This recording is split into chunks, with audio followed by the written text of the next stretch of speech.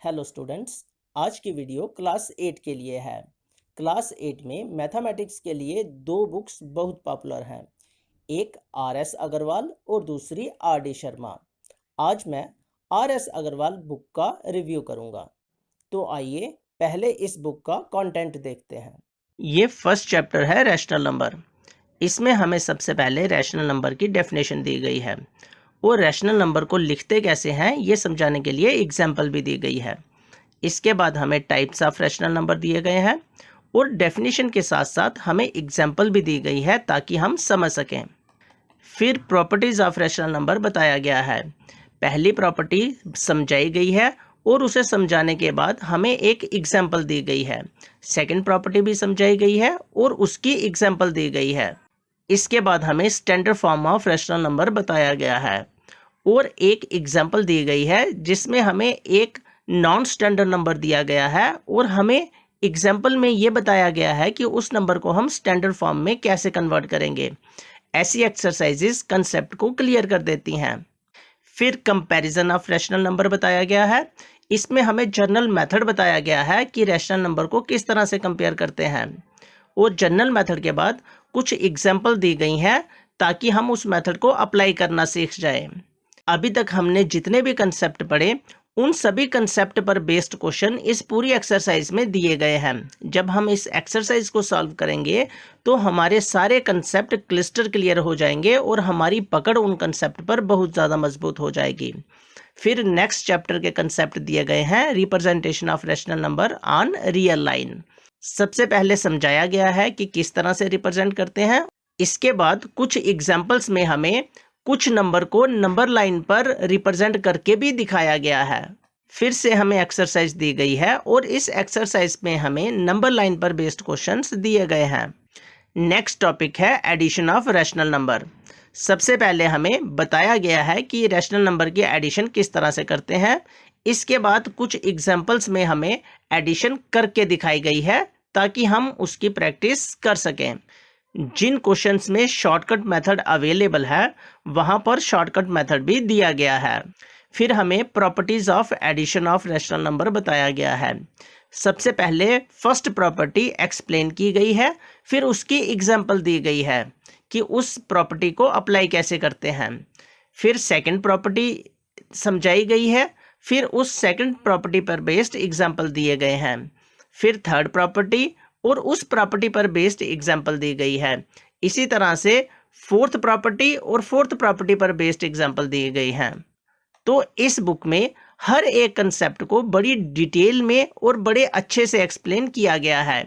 ये 3-4 properties explain करने के बाद हमें कुछ सॉल्व्ड एग्जाम्पल्स दी गई हैं और ये सॉल्व्ड एग्जाम्पल्स इन प्रॉपर्टीज पर बेस्ड हैं। इन एग्जाम्पल्स के बाद हमें प्रैक्टिस के लिए एक्सरसाइज भी दी गई है और इस एक्सरसाइज में आप देख पा रहे हैं हमें कितने ज़्यादा क्वेश्चंस दिए गए हैं प्रैक्टिस करने के लिए। अगर स्टूडेंट्स इतनी प्रैक्टिस कर लें तो उनके कंसेप्ट बहुत ज़्यादा क्लियर हो जाते हैं। नेक्स्ट टॉपिक है मल्टीप्लिकेशन ऑफ रैशनल नंबर। सबसे पहले समझाया गया है मल्टीप्लिकेशन कैसे करते हैं, उसके बाद कुछ एग्जाम्पल इन्होंने खुद सॉल्व की हैं। फिर प्रॉपर्टीज ऑफ मल्टीप्लिकेशन बताया गया है जिसमें पहली प्रॉपर्टी समझाई गई, उसकी एग्जाम्पल दी गई। सेकंड प्रॉपर्टी समझाई गई, उसकी एग्जाम्पल दी गई। थर्ड प्रॉपर्टी एसोसिएटिव लॉ समझाया गया, उसकी प्रॉपर्टीज दी गई। इसी तरह से जो 7 प्रॉपर्टीज हैं मल्टीप्लिकेशन की वो समझाई गई हैं और फिर उनकी एग्जाम्पल्स दी गई हैं। इसके बाद कुछ सॉल्व्ड एग्जाम्पल्स दी गई हैं।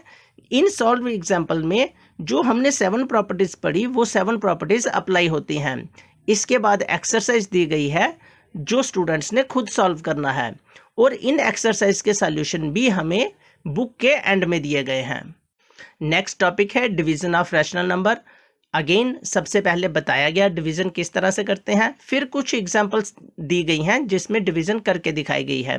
फिर प्रॉपर्टीज ऑफ डिवीजन बताई गई हैं और उसके बाद डिवीजन पर बेस्ड एक्सरसाइज दी गई है और इस एक्सरसाइज में भी बहुत सारे क्वेश्चंस दिए गए हैं प्रैक्टिस के लिए। तो इस तरह से इस बुक में हर एक चीज़ को बड़ी ज़्यादा क्लैरिटी के साथ एक्सप्लेन किया गया है और फिर प्रैक्टिस के लिए क्वेश्चंस दिए गए हैं।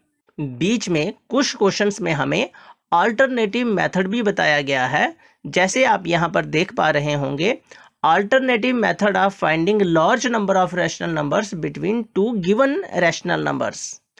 तो इस बुक में कहीं कहीं हमें दो मेथड भी बताए गए हैं।